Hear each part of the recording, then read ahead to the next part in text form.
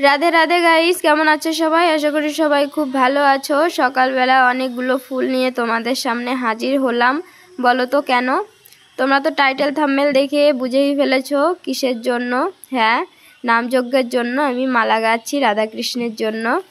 তো আমার অনেক দিনের ইচ্ছা ছিল রাধাকৃষ্ণকে একটা মালা দিতে, তাই চলে এলাম সুই সুতা অনেকগুলো ফুল নিয়ে মালা গাঁথতে। ফুলগুলো সব কাটতে হবে, সেইভাবে বানাচ্ছি মোটা যাতে হয়। আর ডান্টি সমেত যদি মালা গাঁথি তাহলে পাতলা মনে হয়, ওগুলো দেখতেও ভালো লাগে না।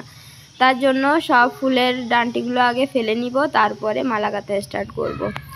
তো আমার সব কিছুর ভিতরে ঠাকুরের কাজ বাজ আমার খুব ভাল লাগে। মালা গাঁথা হোক বা সাফ সাফাই হোক, ফলমূল কাটা হোক, পুজো করা হোক, যাই কিছু হোক না কেন আমার খুব ভাল লাগে।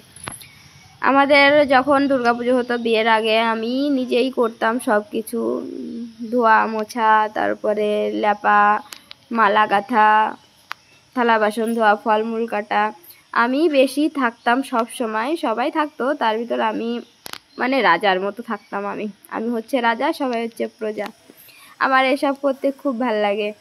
আর সবাই আমাকেই বলতো, আর সবার কাজে সবাই ব্যস্ত থাকতো, আমি বেশিরভাগ মন্দিরে পড়ে থাকতাম। খুব ভালো লাগতো। 5 দিন কি করে কেটে যেত বুঝতে পারতাম না।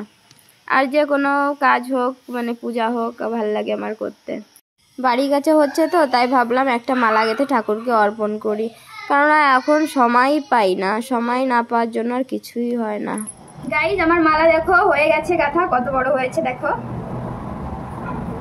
ভিডিও করে নিয়েছি, শর্ট ভিডিও, তার মানে মালা গাঁথতে গাঁথতে ভিডিও হয়ে গেছে।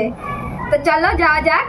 আমি রেডি হবো, এখন স্নান করবো, স্নান করে নিই, স্নান টান করে তারপরে রেডি হয়ে তারপরে যাব। চলো তোমাদেরও নিয়ে যাই, ঠাকুরের দর্শন করিয়ে নিয়ে আসি। দেখো গাইজ, রেডি হয়ে গেছি, এখন 11টা 11 বাজে। মালা নিয়ে চলে যাচ্ছি এখন দিতে। ঠিক আছে বন্ধুরা, চলো। আস্তে আস্তে হাট পড়ে যাবি।